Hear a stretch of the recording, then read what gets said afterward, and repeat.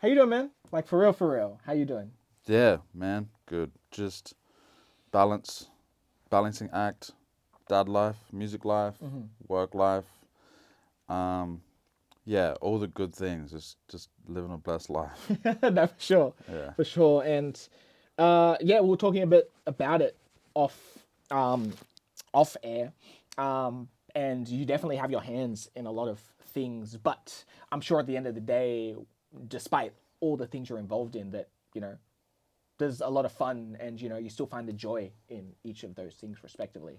totally. Yeah. Yeah, it's one of those things. I think it's a choice to to see it as a joy, to see it as a blessing. It's very easy to get overwhelmed and very easy to get annoyed at things, especially if you come home tired and Yeah.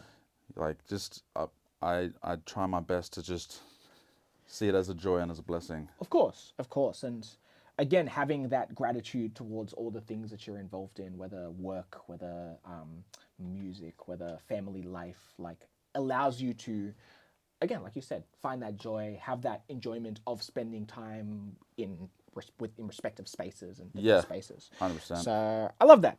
I love that.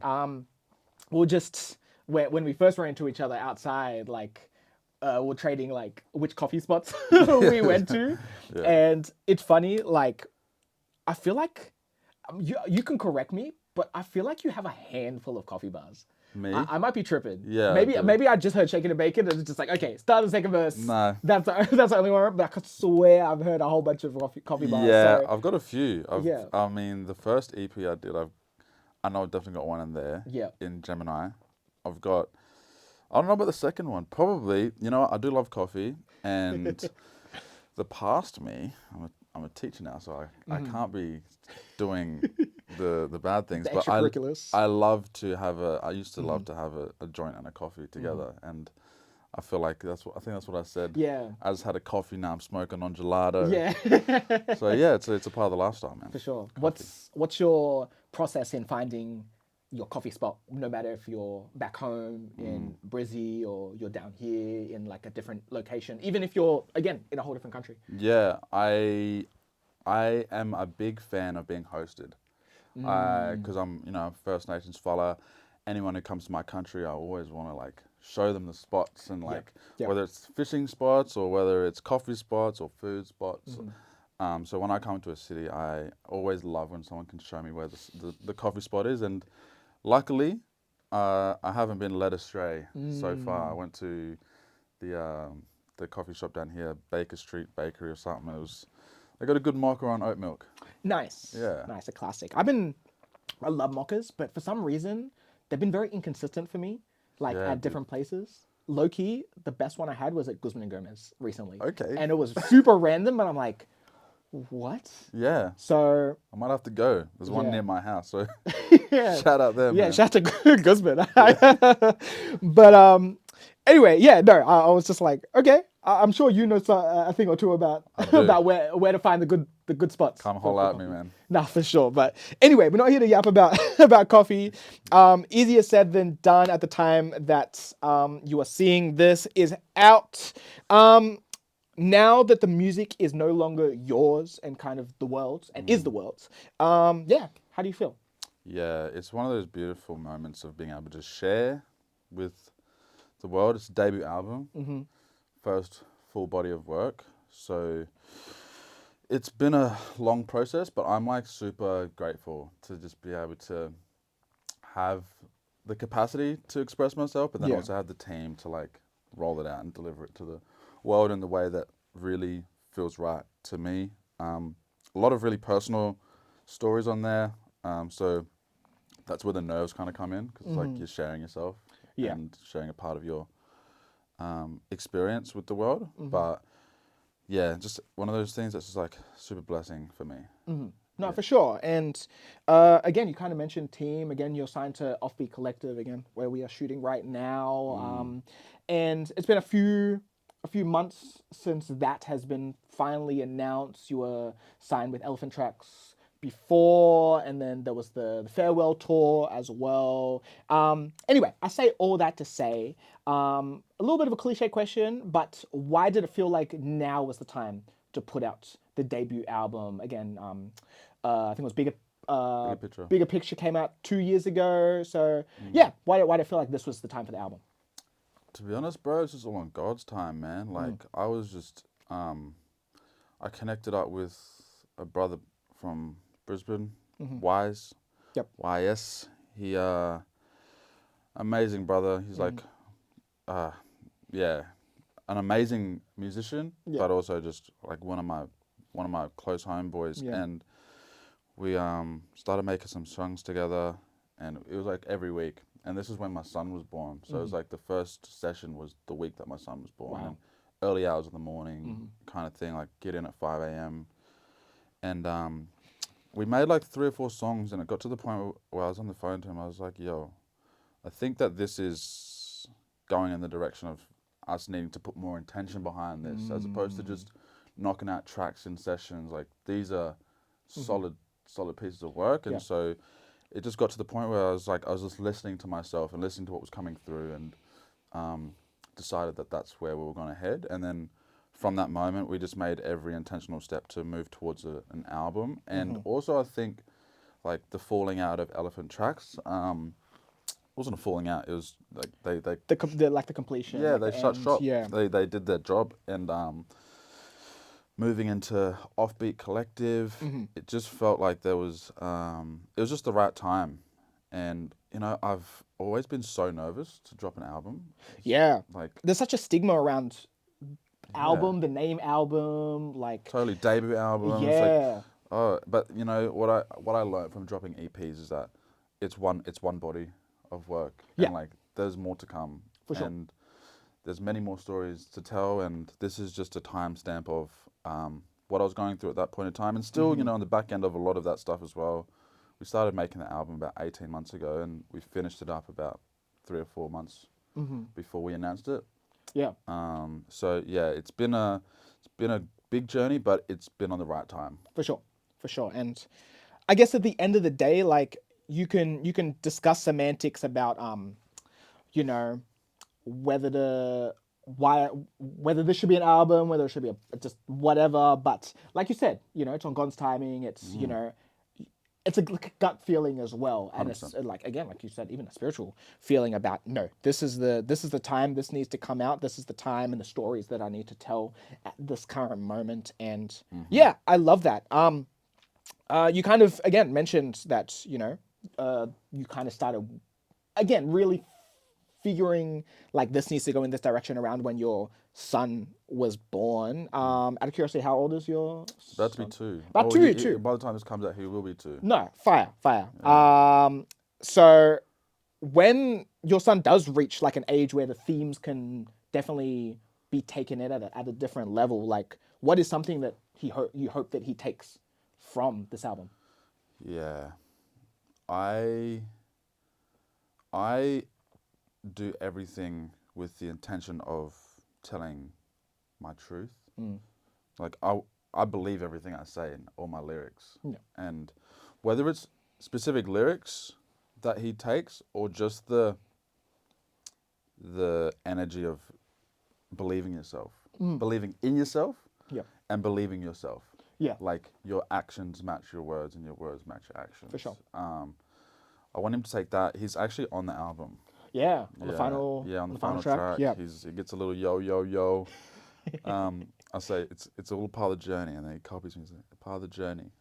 So you know, he's very much a big reason why this has happened, and how this whole album has played out.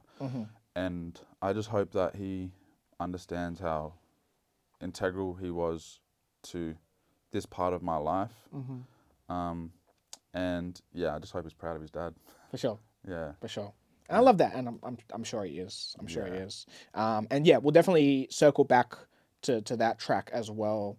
But yeah, I'm keen to jump into some other experiences from the album. Let's kick it off naturally at the top with Shaken and Bacon, and kind of to continue on that familial thing. You give a shout out to your dad in the first verse, saying you haven't talked in a while, but you know you hope he's doing well. If you're willing to share, what is something that maybe again in your past you're maybe frustrated or had a not a situation, but like just things in your family or with your dad that now that you are a father that you're like, I get it now, or Yeah. like maybe that frustration was misplaced, or Yeah, totally. There's a lot of misplaced frustration. But I think that becoming a father, as you put it, like you kind of get to a point where it's like, oh, I get it. And he always told me that. He's like, you'll see one day, like what I had to do to keep you in my life, and that's so true. Like he's from Florida, and like he came to Australia and had like he's got no family here, and I think we're men, and like I think as you get older, I think it's a natural thing with a lot of parents. Like you have different ideas about things, and there's a big period there where we didn't talk. And when I was younger, it was definitely like this thing of like, man, you'd stop me from doing this. You don't want me to do that. But as I became a father, it was like, oh, I don't hate you.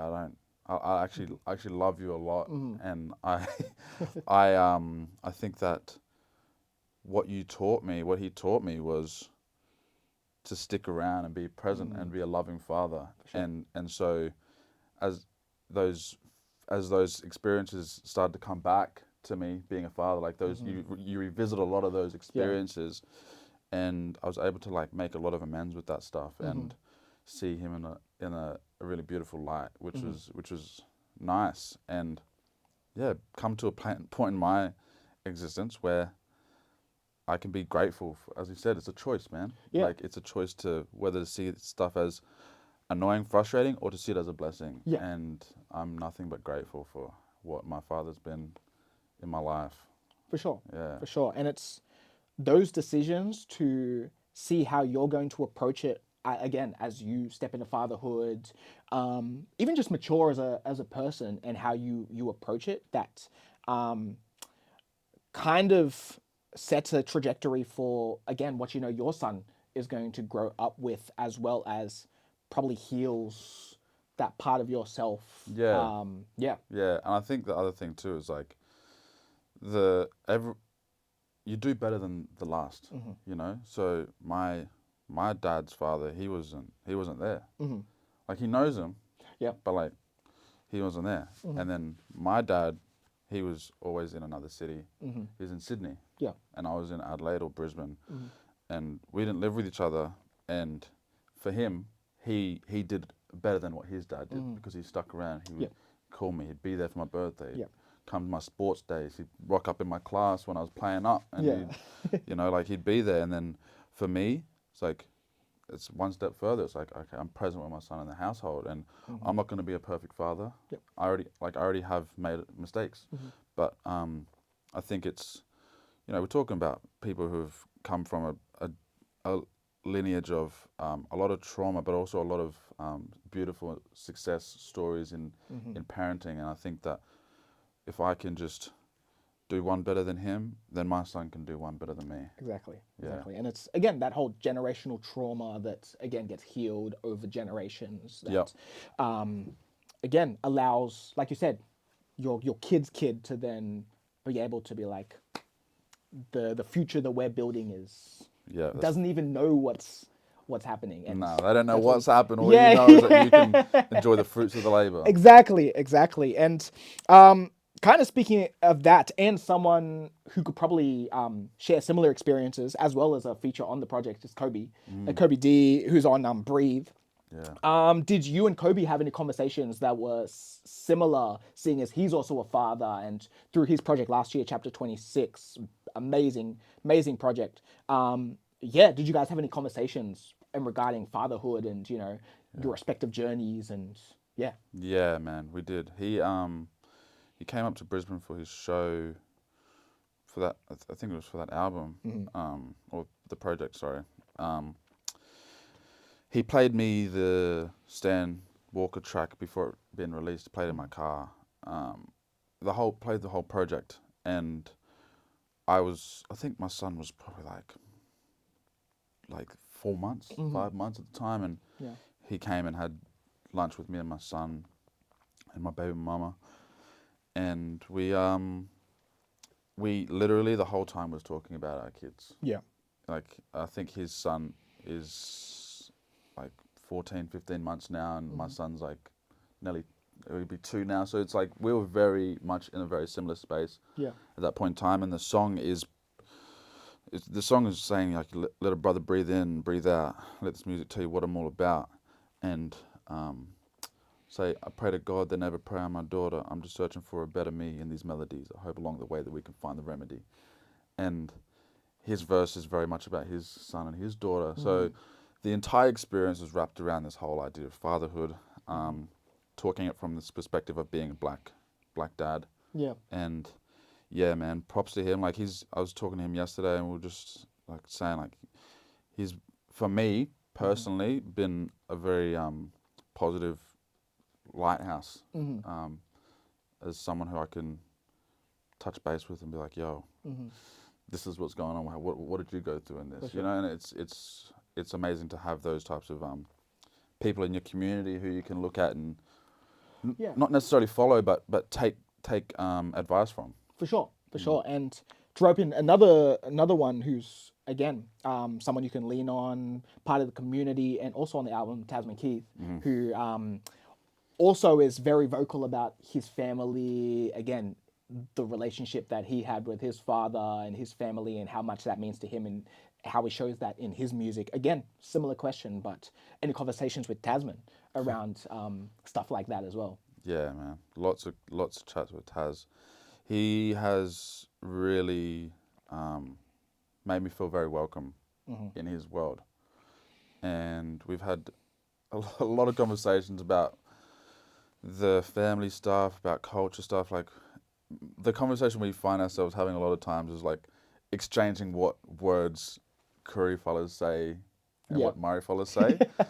But yeah, coming to Sydney, like, I told him I was coming here to do this stuff about 2 weeks before I came, and I actually forgot to hit him up when I got here, and he messaged me. He's like, "Bro, where you at?" I was like, "I'm just kicking back here," and he just grabbed me up and took me around, and I went to his house, went to the studio, was there till like 2, 3 a.m. I can't handle that, bro. You would say that. Man, he's a beast, man. He's a beast, and he's such a kind-hearted man that just like, yeah, I really have appreciated the conversations that we've had, because it's again community building and helping feel like there's people around that you can lean on. For sure, for sure. And again, I'm grateful to have interviewed Tasman as well. I wish I was able to, in my interview with him, ask him a bit more of those deeper questions. I feel like all those deeper questions came after the mic was off. But someone who thankfully I did have a amazing conversation with also was Miss Kanina, when I interviewed her, and she was talking about I think it was around, what's it called? It's a award show in Darwin. The Nemas. The Nemas, yes. And how she was just hanging out in the green room with a whole bunch of other First Nations artists and all that stuff, and just that community and just being around people who understand and stuff like that. She's deadly, that sister. She was actually, like, I kind of, it's such a shit thing, but she was also going to be someone who was going to be on the album, but it just didn't work out. It was going to be like an exchange. Like, she came to Brisbane and I was supposed to support her. Yeah. And then she was going to jump on the album, like just do this singing verse. She was going to do a verse from what we spoke about. And I had to leave to go do the Larussell thing. Right. The same day that the gig was on, and I had to text her like, "Sis, I just had to get this flight today. Like, I'm sorry, I can't come in." And it ended up working out. Anyways, like, but she's been a big supporter of my stuff, and like, yeah, she's been a big inspiration as well. For sure. For sure. Is there anyone in your community that you haven't worked with, aside from Miss Kanina, that you would love to link? I think there's a few. One was Dobby, but we got to work at the APRA camp thing that happened in Brisbane, Resonate. I really love Ziggy Ramo's work. He's not a part of my community, I would say, but I really love his ideas. I think he's a really big ideas man. Yeah. But, you know, one person who I have absolutely adored since like my beginnings was Kai. And you know, we've crossed paths many times, and she's always been so lovely. And I think one day, hopefully, I would love to work with her. That'll be amazing. Yeah. That'll be, again, understanding the sonics of this album and then understanding how Kate's kind of approached her artistry. I feel like that is just the most relaxing Yeah, man. Yeah, that'd be track. beautiful. Oh, yeah. Hopefully that can link up. But Yeah, anyway, man. I don't want to. Just manifested, man. Yeah, no, 100%, 100%. You did mention Larussell. That's a huge feature on the project, and one that, again, seems like super cool collab to come about on Second Guessing. Yeah, how did that link up come, and just how was your experience being in LA? I assume it was. Yeah, we're in San Fran. Oh, San Fran. Yeah, and working in the scene there. And Yeah, all that was an amazing experience. So we were touch base on social media a few times before it all happened, and there was like a bit of a pre-existing relationship, if you could call it that. And then I didn't want to hit him up from like my personal thing and be like, hey, would you jump on this track, or et cetera, et cetera. So I emailed through my, like, I've got like this kind of burner account that's like a management. The one with like the fake fake manager type situation. Yeah. And I love that. I was like, hey, you got this track. I got a couple tracks. What do you think? Do you reckon Larussell would jump on it? This is to the Good Company email. And I was driving to the studio with to go finish up some tracks with Wise for the album, and I sent it at like 7 a.m. I was on the way to the studio around 11, and I had a look at my phone, and there was an email there from Larussell with the stems. Oh, wow. And Boom. it was like a 5-hour turnaround, and he just said, man, I love this track. He just sent the details of like all the metadata stuff, and the rest was history. I got to the studio, and all the boys were at the studio. I was like, everybody stop what you're fucking doing right now. Come to the studio and listen to this. I'm not going to tell you what it is. And I played it, and everyone kind of like, because at that time he was like really popping off. Like, he was like really, like he was the guy on Instagram. He was the guy in the US. Still is. Yeah. And everyone knew straight away whose voice it was, and we were like, we had one of those celebratory moments. And then he sent another email afterwards saying, if you come here, let us know, we'll link. And that was like 2 days before the no, he also told me like he's got some stuff to do, so he'll only be busy between this period of time, and this is when the Kanina show is coming up, and I booked some flights for me and my videographer to go over, and we went over on like 24 hours or 48 hours notice to the US, and made it happen, man. It was just like he invited us to his house and playing pickleball with him and his daughter in the backyard, and got to see the whole compound that they all work and live out of, and sat down and made some really good memories together, and showed each other a bunch of unreleased stuff. And nice. It was a beautiful experience, man. For sure. And like you said, like that turnaround was so quick. Like, not that, you know, Larussell definitely seems, and obviously you can vouch for this, I've never talked to him nor met him, that he just seems like such a down to earth. Like that's the type of thing you get. Yet, despite the circles or the people now that he's been interacting with in the scene over there, yeah, do you feel like there was anything that he kind of imparted on you when you were able to come over and have like proper like conversations, especially again seeing as how down to earth and willing he is to again turn around Yeah. just off the strength of an email. Yeah, man. I think directly and indirectly, yeah. Yeah, because he's down to earth, but he's also a superstar, you know, and like he knows it. Like, there's a couple moments that happened, but he sat down with me and we're talking about the whole independent vibe and just how powerful that is and how to utilize it. And his whole thing has been consistency and numbers. It's like get songs out, do songs, put them out, Yep. and just like don't hold on to stuff. Yeah. And the way he looks at it is like almost similar to like say an NFT. You know? Like if you look at how he does his stuff, like people can own a part of his music, Yeah. and pay what they want for that part of his music, and then they get royalties off the back of that. And he's now part of this new upcoming streaming service called Even that he's invested in, and it's like more of a artist-friendly streaming royalty split. So there's like that real direct information that he kind of imparted to me, but also just like the idea of him letting this artist from Australia like come into his house and meet his daughter, and like the people that he's living with.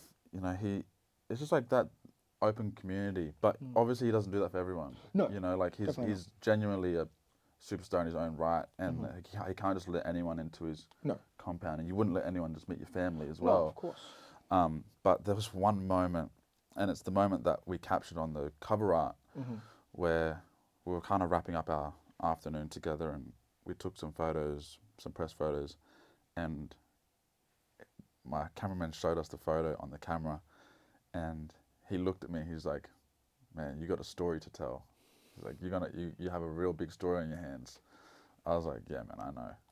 So he's down to earth, but he knows how special For sure. what he's doing is, and I think that really showed me that you can exist in those two worlds together. Like you can be down to earth, but you can know you're the shit. Yeah. And he, yeah, I think that open house policy that he offered up for me was really important for me at that time, because I was at a point where I was like not really messing with the industry. Nah. And he bought that battery and put it in my back in a sense.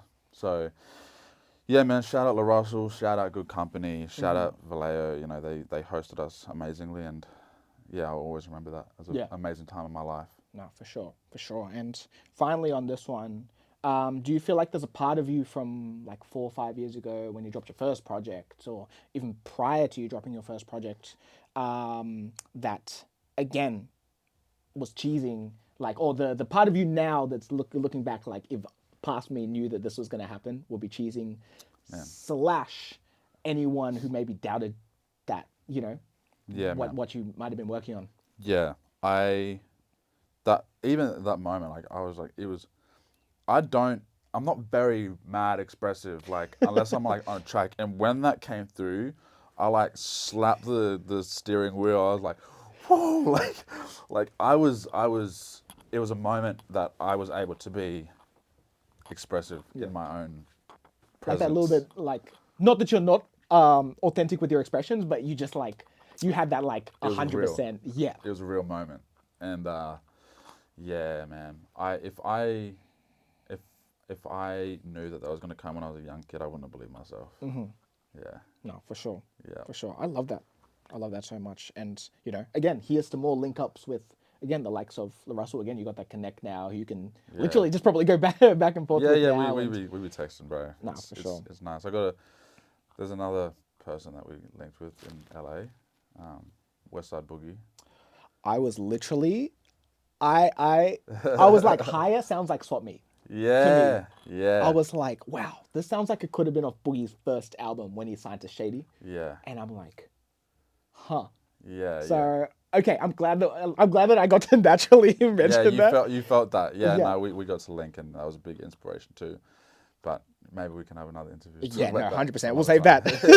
Table that. Yeah. Kind of switching it up a little bit. Don't Wait Around. Another one of your singles, which leans sonically a lot more into indie vibes in comparison to a bit more of the traditional laid back hip hop vibes that majority of the album is. Yeah, how was linking up with Lachlan Kasky of Last Dinosaur fame, and what was the decision to kind of switch it up on this track, especially being like one of the more or one of the only like relationship or driven songs. Pretty much the only one. Yeah. Lachlan is someone who we've like been developing a relationship over the past 4 or 5 years, and we really connect, and we've done a bunch of stuff together. And he moved over to LA after they just dropped their last like 2-part album, and I stayed with him in LA to make pretty much half of this album. And the album is a collaboration between me, Lachlan Kasky, and YS. But that we had like a thing when I went to LA. We were like, because there's so much to do, and like you can get caught up and lost in the sauce. So the whole thing was get to LA. Every morning we go for a walk or do some type of exercise. We we cook at home, get a coffee, cook up, and we don't go and do anything fun until we finish a song. Yeah. And this song came probably towards the back end of the trip. Like I was there for like 3 weeks, and it got to the point where it was like I was in the routine, like we were doing everything, and we were going to my my good friend's comedy show, Thump Nixon, who's like an amazing comedian, LA born, bred. Yeah. And I was just keen to get to there, to be honest. And he was like, no, we've got to do a song. And so he was just like, all right, let me just chop something up. And so that's why that song really is in that indie space, because that song was made from him coming to me like, no, we're going to do something. Yeah. And it just came to me. And there was like at that point in time there was a lot of stuff going on between me and my baby mama, and Lachlan just opened up the space for me to be able to tell my story. And I told him I wanted to work with him because I wanted to move more into that like indie guitar-y space, and he executed that so perfectly. And then I got back to Brisbane and gave all the stems to YS, and he filled it out, and that's where you get a bit of that like Jersey clubs, it's like snippet in there, and then you get a bit of hip hop, and then you get the indie wrapping around it, the whole thing. And it's just one of those tracks that we did every song in like no more than 2 or 3 hours. Right. Like every song on this album was made. Yeah, it was like churning. Yeah, we just did it, and this was no different. This one was probably made in a shorter period of time, and you can kind of tell because the lyrics in the chorus are very repetitive and it's very simple, but it captured what was happening, and that is all I wanted. Yeah. Yeah. No, 100%. And working with professionals like that, they can open that space up for you. For sure. And it's good that, again, in the back of your mind, you were like, I kind of want to start dabbling in this direction a bit more. Well, he pushed me to do it, to be honest. Yeah, he pushed me. And I, because I come from a sports background, like, I love to be pushed. Yeah. Like, I love negative criticism. I love someone telling me this isn't good enough. When you're put next to, like, players who are better than you, and, like, man. it pulls you up. Yeah. And, like, Lachlan was like, you need to do this a bit more. You need to go on this route a bit more. And, like, you know, I'm a hip-hop head, you know. Like, I really just grew up in that space. And he's like, man, you sound so good. And I'll be like, yo, make me a hip-hop type situation. And he was like, he was trying to do it at first, but then before I got to LA, he had been listening to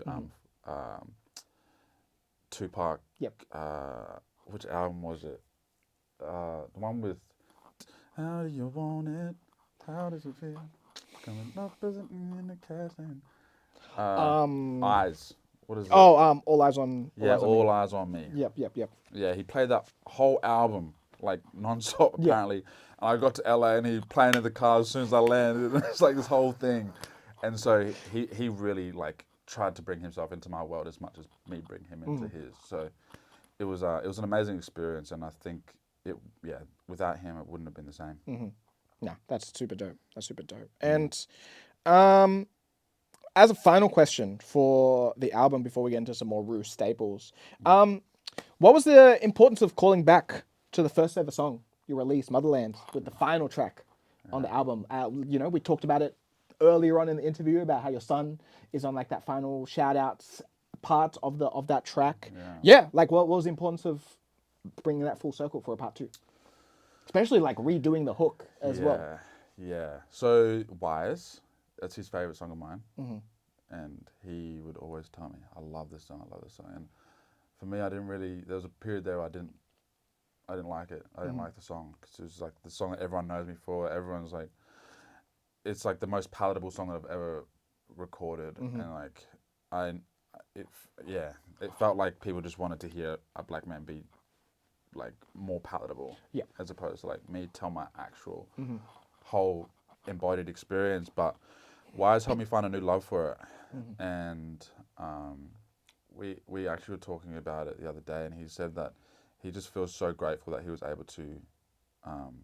He put all of himself into that track, Mm-hmm. and the reason for the callback is because of me coming into fatherhood Mm-hmm. and me introducing my son to his country for the first Mm-hmm. time. You know, I'm a Noonuccal Noogie fella, and I didn't spend a lot of my childhood, like my early childhood years, on the island. I grew up in Adelaide for the most part, and now he's got like a connection that I didn't really. I had the connection, but he gets the real lived experience of going to the island pretty much every week Yeah. now, and so for me it was like, oh, it's like I'm headed back to the motherland, but this time I see my son grab my mother's hands, Mm.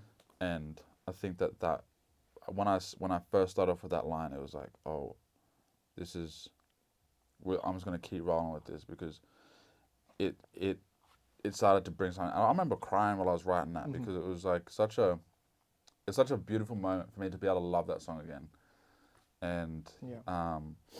to have my brother Wise produce it, and he comes from a gospel background. That's why you can hear all that real gospely Mm. sounds throughout the whole album, but For sure. particularly on that song. Yeah.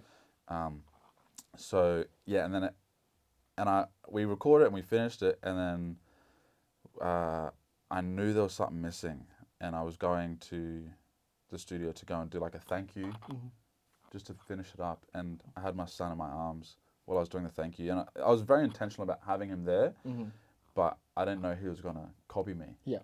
And when I do my check 1 2 1 2, my thing is yo yo yo. Yeah. And so on the track you'll hear him say yo yo yo yo yo yo, and then I say it's all a part of the journey, and then he copies me. It's part of the journey, and then at the end I say peace, and he says peace. Nice.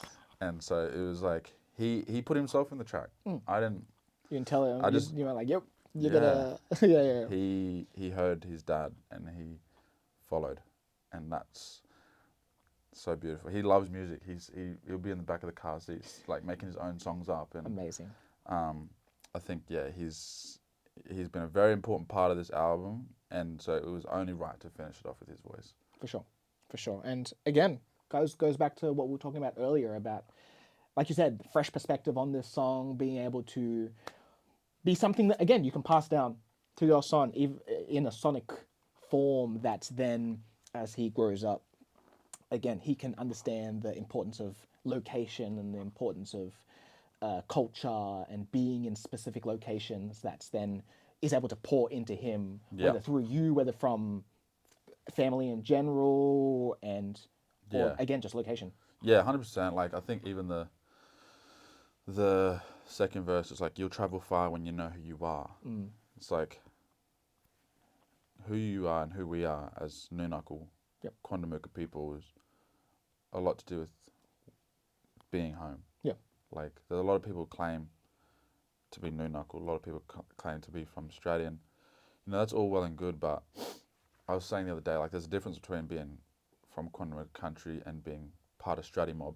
Mm. And my son, he can get pushed down in the stroller by any one of his aunties or uncles or grandparents or whatever, and people are gonna be like, hey, that's Nazir. Yeah. You know, he doesn't have to be with me for people to know who he is, and that's what I always wanted for him. And my mum did that intentionally for us. Like my mum moved us up from Adelaide just in time for us to be able to go into Dunwich State School, which is the primary school there, and it's the primary school that my great grandmother went to, my grandmother went to, and my mum went to, and so my mum always wanted us to have that real strong connection to home and be part of the Strati mob, and now my son is, and it is because I intentionally brought him there, but that wouldn't have happened unless my mum intentionally did it. Yeah. Because now I've got this real deadly strong connection with all my family and cousins, and they'll pick him up and take him to the island, and we let him go. You Yeah. know, and he loves that, and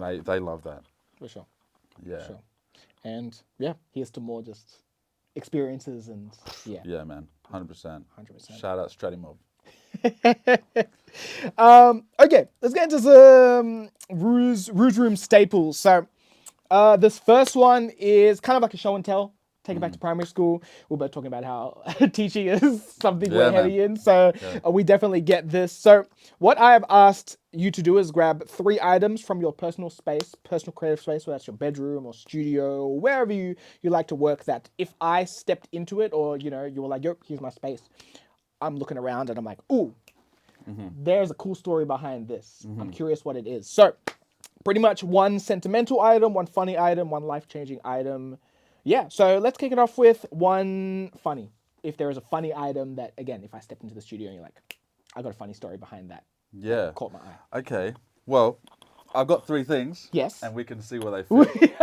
We can see where they fit. It's always fun trying to figure out where things go. But anyway. So, this is the first one, I guess. We'll start with this because it's like, I don't know, I'm a big believer in it's what's in you, not what's on you. But this is one thing I'm proud to wear on me. Still, you know?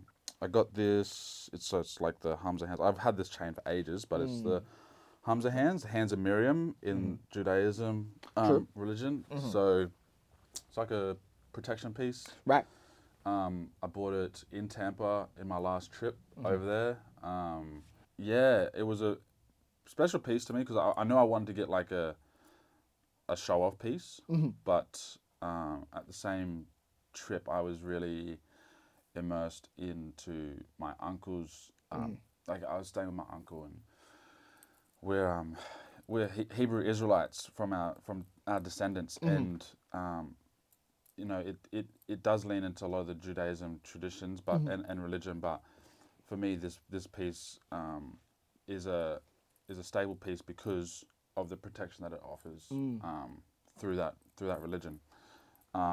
And through that spirituality, which is an African spirituality thing as well. So it's a large part to do with for me it's like a large part of a black liberation thing too. Yeah. A lot of people it's a very universal piece. People have it in Islam and they call it Hamza hands. In I think Judaism it's the hands of Miriam. But yeah, this is a very special piece. I wear it as my staple piece pretty much every day. I layer it with stuff, and it's a people are like, oh, that's a nice chain. Yeah, no, for sure. Yeah, for sure. yeah. So that's one. Okay. I think I'll count that with sentimental. Yeah, maybe? it's a sentimental thing. Yeah. For sure. Do you remember? Have you read any like books or anything that's talked about anything in relation to the chain? Again, especially into the African side of things, where you're like, oh, that's kind of interesting. Not like directly about this. I had to do a bit of research as to, like what it was before I bought it, but I've read the Bible. I've read the Bible, the Apocrypha, all these different things, and I think it's just for me, like I really am leaning into that heavy Black liberation, Pan-Africanism space, and for me, it was just like it looks nice. It's like it's diamonds. You know what I mean? Yeah. Like it's a clean piece. Yeah. So on top of that, it's actually also it's got sentimental value to me. For sure. So For sure. No, I'm 1000% on that train. I'm Christian myself, and definitely a lot more. Been a lot more into my faith and reading the Bible as well. But on that same thing, like the importance for me of reading the likes of Malcolm X's autobiography, and doing my research on the more specifics of African culture, and how that plays into, again, my life as a Black person. 100%, man. Is crazy. It's super important, and I've got a really staunch family in the US, and there's the Baptist Christian sector of my family, and then there's also the Black Hebrew Israelite side of my family, and Yeah. my lineage, like my paternal lineage, all the way from me, is like it's all black men, and we all carry the same last name. We all it's real deep and it's real strong, and so I stand in solidarity with them, and like I stand with them in that truth. For sure. Yeah. For sure. I love that. I love that.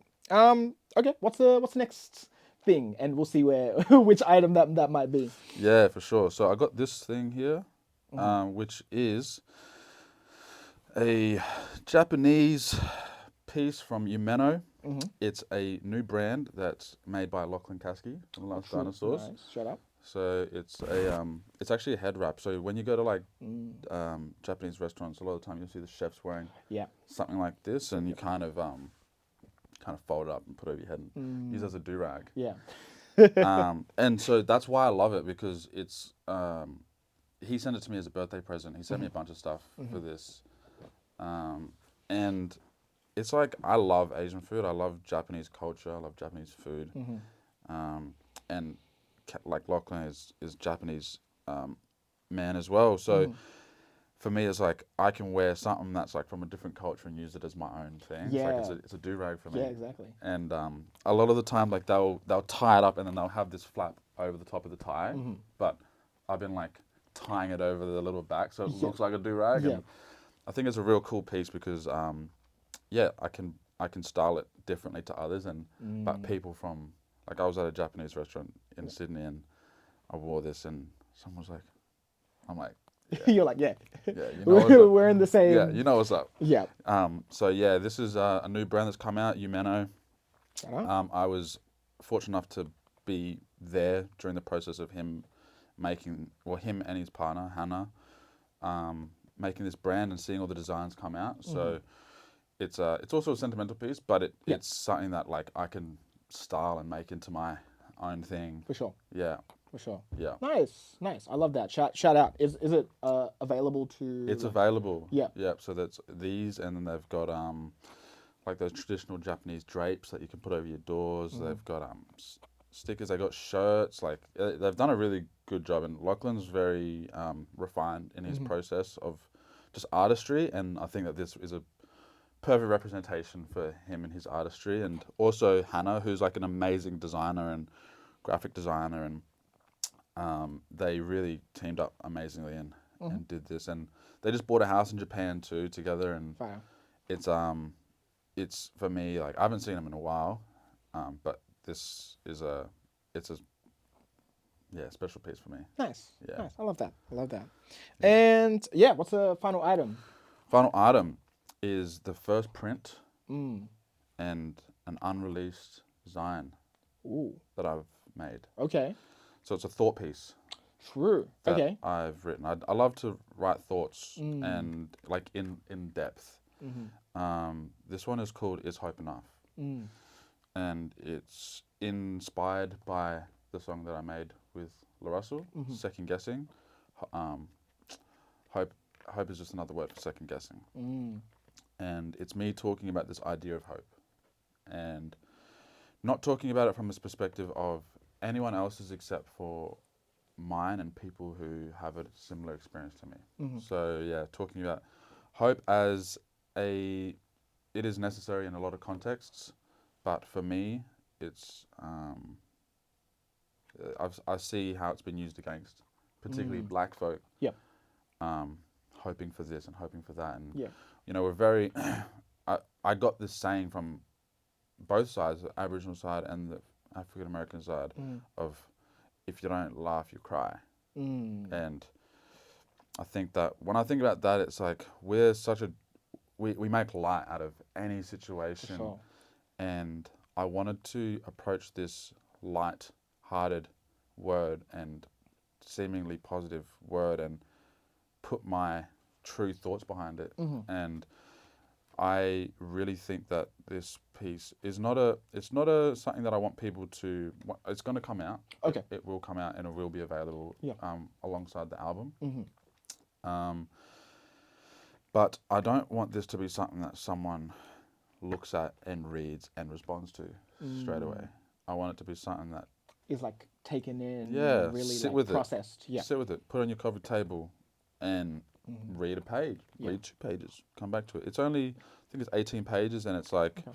it's got photos of my experience, with Larussell. It's got family photos. It's got photos of me and Nadine on the stage with the Elephant Tracks tour, me and Boogie, family, Yeah. me on stage at Stratty. Like it's all about me and what I've come to, and this idea of hope, and yeah, saying hope is not enough. For sure. So it's an idea by SACHÉM. It's not Yes. it's not written by SACHÉM. It's not an authored by SACHÉM. It is an idea by me, For sure. For sure. and nothing more than that. Yeah.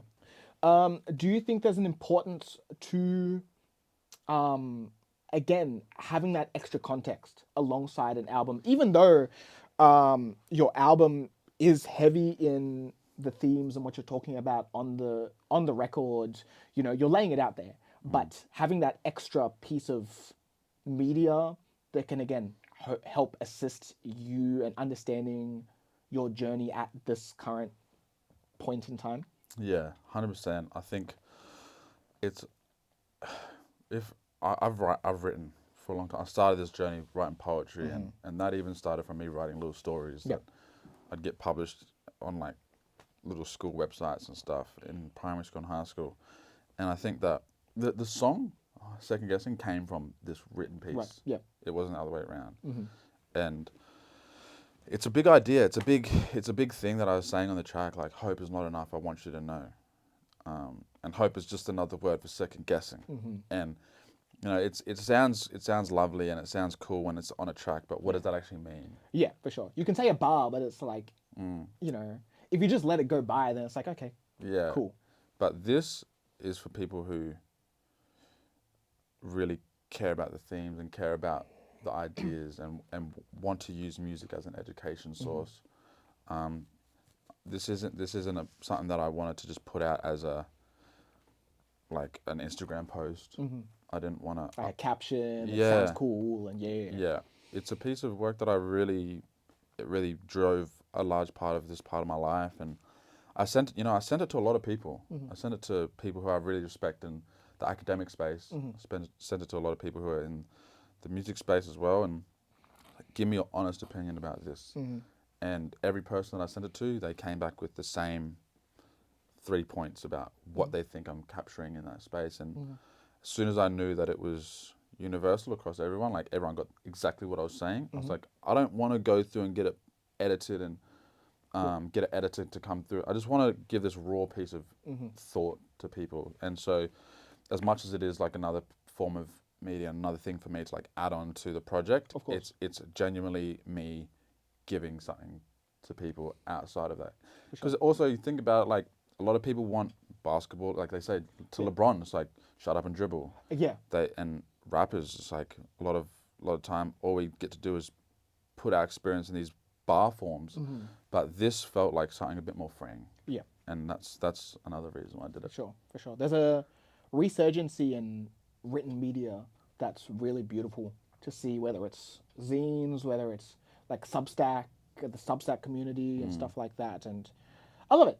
I love to see it returning, especially in an age where again, we're teachers, so it seems like a lot of the younger generation is again leaning towards again the ChatGPT style, the AI, and you know, being more reliant on technology, but still within that, or within that there is aspects, or within creation, there's still more raw forms of expressing yourself. Totally. That's in a written and, like you said, unedited, just straight. Yeah. This is what I'm feeling, all that stuff. So Yeah, it's just thought, man, and I feel like the more intention we can put behind our thoughts and our ideas and our creativity, the better. Because I feel like there is a decline in just the general population using a bit more AI stuff, but that's why I wanted to keep it raw, because it's like it's becoming more and more rare for that to happen in my perspective. For sure. Yeah. For sure. Well, let's close off with one more thing, which is the final uh, game, shall I say. Sick. Rouge Room Classic. What I'm going to get you to do is build your ultimate collab track. It is Ooh. going to be yourself, 3 other artists, one or a couple producers, one videographer, one director, and they are all local. So Australia, New Zealand Yeah. artists. Cool. All right. 3 artists? Yep. So yourself and 3 other artists on the track. All right, cool. So we're going to rip off with the same one that I said at the start. Kai. Yep. We're going to go with Kai. I would, Jimbla. Ooh, okay. Jimbla. He was the first person I ever saw rap on a stage. Hard. And an amazing, amazing writer. Mm-hmm. There's 2. Whether that would be like writing Mm-hmm. or on the track. Yeah. And then also Mike Justice. Okay. And for people who don't know Mike Justice, OG in the game was a part of the original crew called 360, who 360 took his name from. Wow, true. I didn't know that. 100% swear down.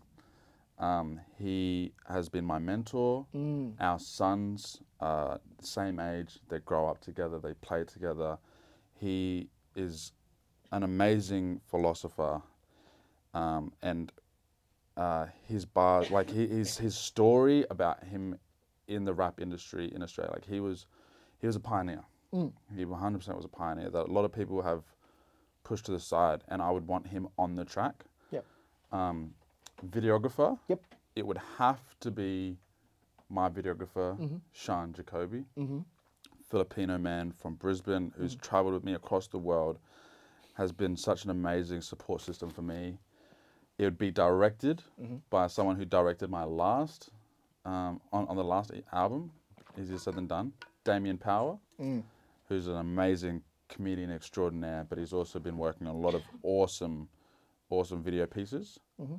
And what was the A producer or a couple producers? Straight up and down, Wise and Gene from Rush Hour Studios and Lachlan Kasky. Nice. Yeah, I feel like Dream team. I feel like it's all been on there already. Yep. I feel like this is the dream team. Oh, we just didn't get the Jimbla and the Kai, but everyone else we got. Yeah, no, for sure. I love that. I love that. And final thing around this track, in this hopefully will come together at some point track. What can you picture the music video looking like? Ooh, the music video would be something similar to my Glitter and Gold song that I made with Tom Thumb on the island.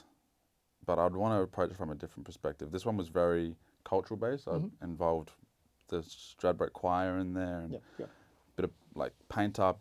Took them on real special locations, cultural locations. But I'd want to. I really want to get my cousins involved with the music video. They all ride motorbikes and they're all rangers.